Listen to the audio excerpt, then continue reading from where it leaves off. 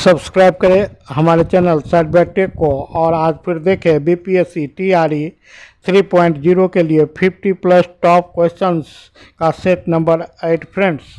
और इससे पहले मैं अपने तमाम चैनल के नए सब्सक्राइबर को बहुत बहुत धन्यवाद देता हूं कि आपने हमारे चैनल को सब्सक्राइब किया। और चलिए बढ़ते हैं आज के वीडियो की तरफ, जो रसायन शास्त्र से जुड़े हुए विभिन्न एमसीक्यू टाइप क्वेश्चन पर आधारित है फ्रेंड्स। तो क्वेश्चन नंबर 1 है हमारा, रासायनिक अभिक्रिया में उत्प्रेरक निम्नलिखित में से किस में परिवर्तन करता है? तो संक्रियन ऊर्जा में परिवर्तन करता है रासायनिक अभिक्रिया में उत्प्रेरक। आगे हम बढ़ते हैं क्वेश्चन नंबर 2, सबसे कठोर पदार्थ कौन सा है? तो वह है हीरा। ग्रेफाइट, सोना और कोयला में हीरा सबसे कठोर पदार्थ है। क्वेश्चन नंबर 2 का option number C correct answer होगा। यहाँ क्वेश्चन नंबर 3 है, निम्नलिखित में से कौन सा धातु आयन हीमोग्लोबिन में मौजूद होता है? तो वह होता है iron. Fe plus plus iron haemoglobin में मौजूद होता है। क्वेश्चन नंबर 4, जब दूध को दही में परिवर्तित किया जाता है तो यह किस प्रकार का परिवर्तन है? तो यह रासायनिक परिवर्तन कहलाता है। मूल रूप से परिवर्तन दो प्रकार के होते हैं, भौतिक परिवर्तन और रासायनिक परिवर्तन। रासायनिक परिवर्तन वैसा परिवर्तन जिस परिवर्तन के द्वारा किसी भी पदार्थ को अपने मूल रूप में नहीं लौटाया जा सकता। जब दूध से दही बनता है तो यही स्थिति बनती है कि पुनः दही को हम दूध में नहीं बदल सकते। इसी प्रकार है हमारा चावल से भात बनना, भात को पुनः हम चावल में नहीं बदल सकते हैं। चलिए फ्रेंड्स, क्वेश्चन नंबर 5 हमारा, समुद्र के जल का घनत्व बढ़ जाता है गहराई और लवणता बढ़ने पर। समुद्र के जल का घनत्व बढ़ जाता है। क्वेश्चन नंबर 6 और क्वेश्चन नंबर 5 का option number D correct answer है और इसको बिल्कुल ही स्पष्ट रूप से आपको दिखाया गया है। आगे हम बढ़ते हैं फ्रेंड्स, क्वेश्चन नंबर 6, कारण बताइए कि नदी के पानी की तुलना में समुद्र के पानी में तैरना आसान क्यों होता है? क्योंकि समुद्री जल का घनत्व अधिक होता है नदी के जल के घनत्व की तुलना में, इसलिए इसमें उत्प्लावकता बल ऊपर की ओर लगती है, जिसके कारण हम आसानी से समुद्र के जल में तैर सकते हैं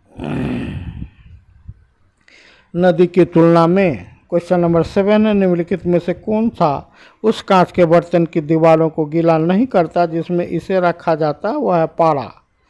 पारा उस कांच के बर्तन की दीवारों को गीला नहीं करता जिसमें इसे रखा जाता है। थर्मामीटर में पारे का प्रयोग किया जाता है, क्यों? यह भी बिल्कुल मिलता जुलता क्वेश्चन है। क्वेश्चन नंबर 7 से, पारा एक तरल पदार्थ है जो बह सकता है लेकिन कांच से चिपकता नहीं है। आगे हम बढ़ते हैं फ्रेंड्स, क्वेश्चन नंबर 9, निम्नलिखित में से कौन से कांच के बर्तन की दीवारों को गीला नहीं कर सकते जिसमें इसे रखा जाता है? वो पारा। This is the repeated question as above. Question number 10, phenol के उत्पादन में एक रासायनिक मध्यवर्ती के रूप में व्यापक रूप से उपयोग किए जाने वाले अल्कलाइल बेंजीन का नाम बताइए? तो वह है cumin. Question number 11, quick lime अनबुझा चूना का दूसरा नाम है calcium oxide CaO। Question number 12, option number D is correct answer for the question number 11। और क्वेश्चन नंबर 12 है, निम्नलिखित में से किसका सीमेंट के उत्पादन में उपयोग किया जाता है? तो इसी कैल्शियम ऑक्साइड का CaO का सीमेंट के उत्पादन में उपयोग किया जाता है। क्वेश्चन नंबर 13, सोडा वाटर बनाने के लिए किस गैस का उपयोग किया जाता है? तो कार्बन डाइऑक्साइड गैस का उपयोग किया जाता है सोडा वाटर बनाने के लिए, आप इसे भी याद रखेंगे। आगे हम बढ़ते हैं क्वेश्चन नंबर 14, किस प्रकार की अभिक्रिया के दौरान ऊष्मा उत्पन्न होती है? तो ऊष्माक्षेपी एक्सोथर्मिक रिएक्शन के दौरान ऊष्मा उत्पन्न होती है। आगे हम बढ़ते हैं क्वेश्चन नंबर 15, निम्नलिखित में से कौन सा एक एल्युमिनियम का मुख्य अयस्क है? तो वह है बॉक्साइट। बॉक्साइट एल्युमिनियम का मुख्य अयस्क है जिससे एल्युमिनियम का निष्कर्षण किया जाता है। क्वेश्चन नंबर 16, रसोई गैस मुख्यतः निम्नलिखित में से दो गैसों का मिश्रण है? और आपको यहाँ पूछा जा रहा है कि वे दो गैस कौन हैं, तो याद रखेंगे ऑप्शन नंबर सी प्रोपेन और ब्यूटेन। रसोई गैस के मुख्यतः निम्नलिखित दो गैसों के मिश्रण से होती है रसोई गैस का निर्माण। क्वेश्चन नंबर 17, निम्नलिखित में से कौन सा तत्व प्रकृति में मुक्त रूप से पाया जाता है, वह है सल्फर। क्वेश्चन नंबर 18, एक सहसंयोजक आबंध का समलाई विखंडन मुक्त करता है मूलक।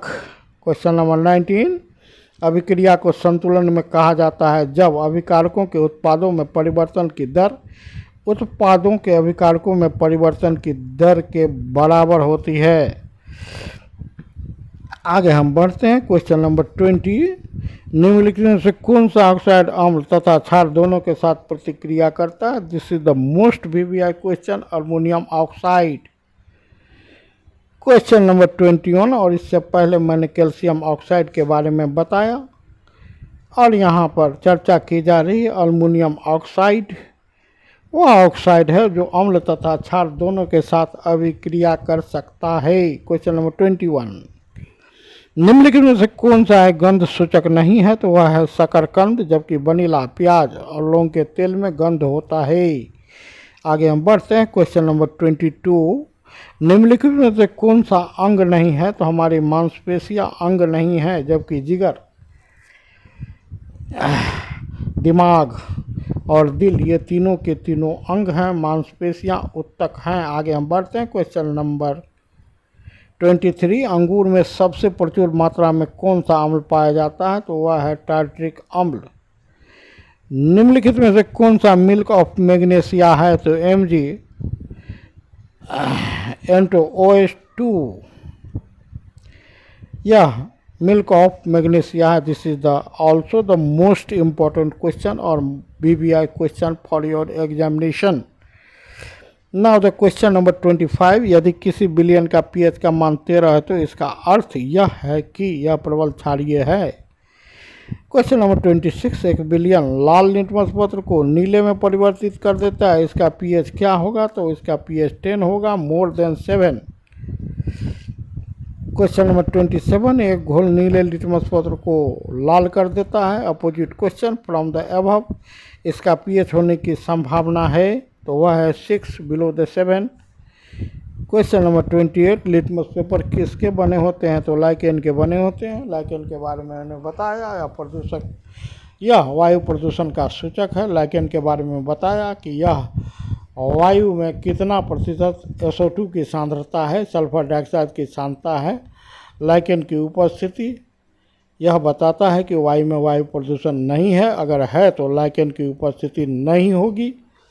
लाइकेन के बारे में मैंने बताया कि यह शैवाल और कवक का संबंध दर्शाता है। आगे हम बढ़ते हैं। क्वेश्चन नंबर 29, धोबन सोडे का रासायनिक नाम क्या है?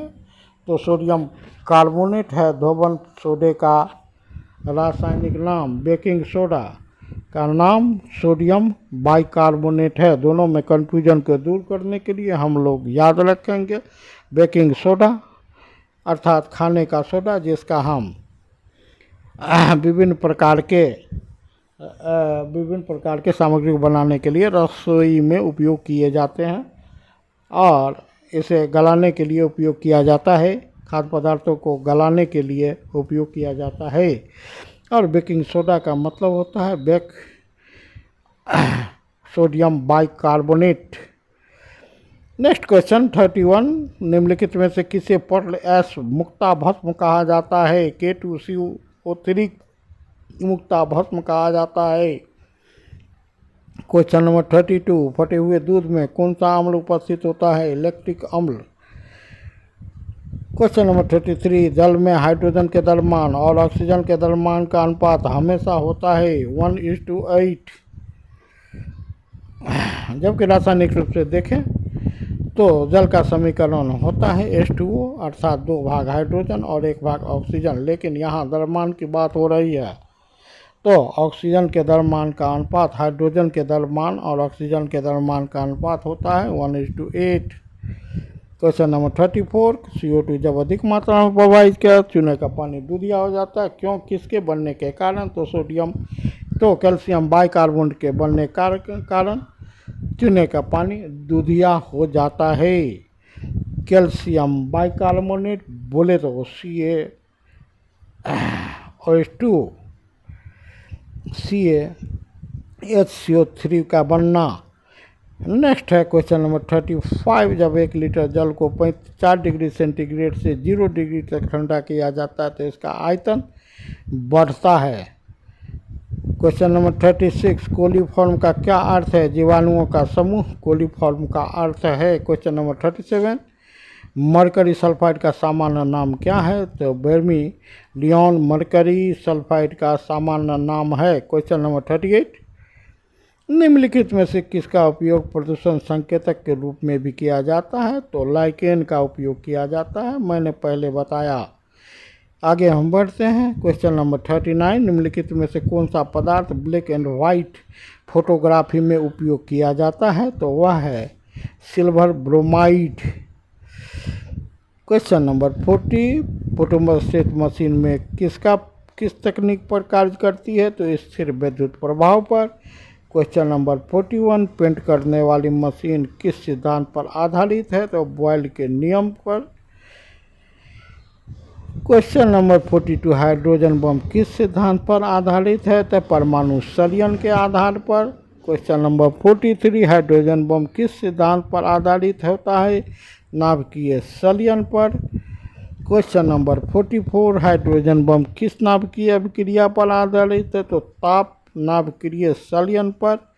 Question number 45। परमाणु बम किस सिद्धांत पर आधारित है? तो नाभिकीय विखंडन पर। Question number 46। निम्नलिखित में से कौन सा प्राकृतिक रूप से पाए जाने वाला अम्ल गलत सुन लेती है? तो इमली मेथनोइक अम्ल नहीं होता, यहाँ टार्ट्रिक एसिड होता है। 47। किसी के डंक में कौन सा अम्ल पाया जाता है? तो मेथनोइक अम्ल पाया जाता है या फॉर्मिक अम्ल पाया जाता है। Question number 48। टमाटर में प्राकृतिक रूप से पाए जाने वाला अम्ल है ऑक्जेलिक अम्ल। Question number 49। पालक में निम्नलिखित में से कौन सा अम्ल पाया जाता है? ऑक्जेलिक अम्ल।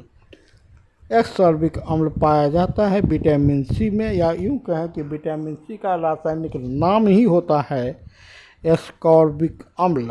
और एस्कॉर्बिक अम्ल को किस रूप में जानते हैं? तो विटामिन सी के रूप में जानते हैं। आगे बढ़ते हैं। Question number 51।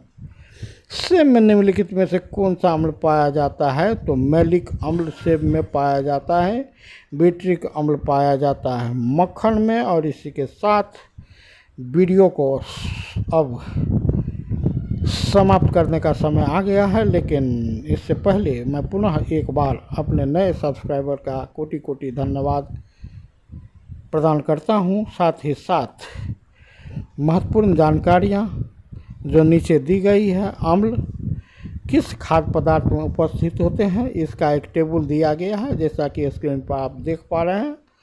साइट्रिक अम्ल नींबू, संतरा और अन्य खट्टे फलों में। एस्कॉर्बिक एसिड आंवला में, विटामिन सी में, और साथ ही साथ ये अन्य खट्टे फलों में भी पाए जाते हैं। आगे बढ़ते हैं। ऑक्सैलिक अम्ल टमाटर, पालक, रूबर्ब और कोको वुड सॉरेल में भी पाया जाता है। लैक्टिक अम्ल खट्टा दूध में। बिट्रिक अम्ल बासी मक्खन में। टार्ट्रिक अम्ल इमली अंगूर में। और एसिटिक अम्ल सिरका में। मैलिक अम्ल सेब में। कार्बोनिक अम्ल सोडा पानी बातित पेय में।